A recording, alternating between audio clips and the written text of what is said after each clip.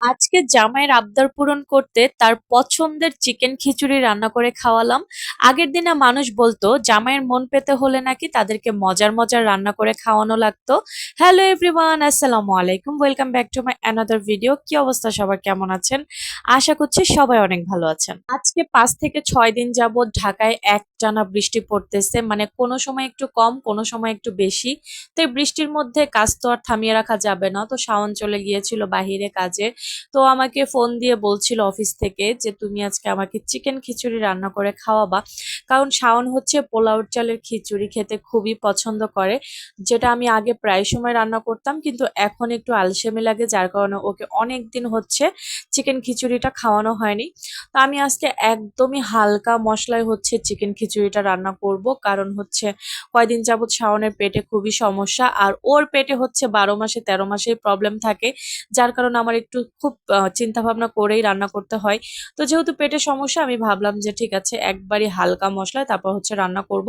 তো নর্মালি আমি চালটাও হচ্ছে মশলার মধ্যে একটু কষায় নিই, কিন্তু আজকে আমি হচ্ছে চালে কোনো মশলা দিব না, জাস্ট চিকেনে হালকা একটু মশলা দিয়ে চিকেনটা একটু ভুনা ভুনা করে নিই। কখনো খিচুড়িতে পেঁয়াজ বেরেস্তা দেই না, তবে আজকে একটু বেরেস্তা করেছিলাম যে দেখি টেস্টটা আসলে কেমন লাগে, কিন্তু সত্যি বলতে আমার কাছে ভালো লাগে নাই। আসলে পেঁয়াজ বেরেস্তাটা শুধুমাত্র পোলাও বা রেজালা রোস্ট এগুলোতেই ভালো লাগে। তো এই যে দেখেন, আমি চালটা একদমই পোলাওর মতন শুধুমাত্র একটু তেল দিয়ে আর হচ্ছে একটু মশলা দিয়ে ভেজে নিয়েছি। তারপরে যে রান্না করা চিকেনগুলো ঢেলে দিছি, আর খেতে কিন্তু খুবই মজা হয়েছিল। বাট মশলা একটু কম ছিল, বিশেষ করে ঝালটা খুবই কম ছিল, কারণ যেহেতু সাদাতেরও খুব পছন্দ, ও ঝাল বেশি হলে খেতে পারবে না। তো আমি যখনই রান্না করি সাদাতের কথাটা অন্তত মাথায় রেখে তারপর হচ্ছে আমি রান্না করি, যাতে ও এটা খেতে পারে।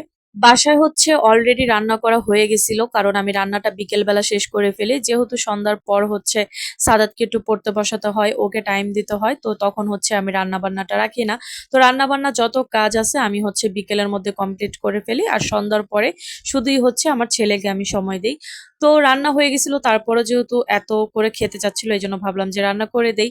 তো এই তো ফাইনালি আমার খিচুড়িটা হয়ে গেছে, আর খিচুড়িটা মাশাল্লাহ খুবই মজা হয়েছিল। আচ্ছা, অনেকে ভাববে যে আমি এতটুকু খিচুড়ি এত বড় পাতিলে কেন রান্না করছি। আসলে আমার কাছে মনে হয় খিচুড়ি, বিরিয়ানি বা পোলাও যাই হোক না কেন, একটু বড় পাতিলে রান্না করলে সেই জিনিসটা হচ্ছে একটু ঝরঝরে হয়, না হলে হচ্ছে একদম গাদাগাদি হইলে সেটা হচ্ছে একদম জাও জাও হয়ে যায়, ভালো লাগে না। তো আমার কাছে এরকম ঝরঝরা খিচুড়ি বা পোলাও বিরিয়ানি যেটাই বলেন না কেন, একটু ঝরঝরাই ভালো লাগে।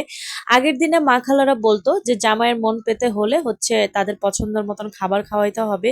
যদিও আমি অনেক অনেক ফেভারিট খাবার আমি আমার জামাইকে রান্না করে খাওয়াই, কিন্তু তারপরও জামাইয়ের মন পাওয়ার চেষ্টা আমি তো একটু করতেই পারি, তাই না? তো এই তো শাওনের প্লেট রেডি, আর ও আসছে, আমি ওকে সাথে সাথে খাবার দিয়ে দিছি। তো ও খেয়ে বলতেছিল যে খুবই খুবই মজা হয়েছিল, আর সাদাত হচ্ছে পাশে বসে মজা নিতেছিল, মানে ও বলতেছিল হ্যাঁ মজা হয়েছে, এটা তোমার জন্য রান্না করেনি, এটা আমার জন্য রান্না করেছে। তো সাদাত হচ্ছে আগেই খেয়ে ফেলছিল, তো ওর জন্য ওর বাবা কোক নিয়ে আসছিল, ও হচ্ছে সেই কোক খাচ্ছিল আর কি। আর শাওন তো খুবই মজা করে খাইছে, একদম কাঁচা পেঁয়াজ আর কাঁচা মরিচ দিয়ে মুখে দিলে মানে জাস্ট একদম ব্লাস্ট হয়ে যাচ্ছিল মুখের ভিতরে যে।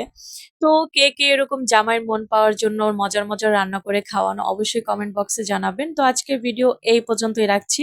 সবাই ভালো থাকবেন, সুস্থ থাকবেন, আল্লাহ হাফেজ।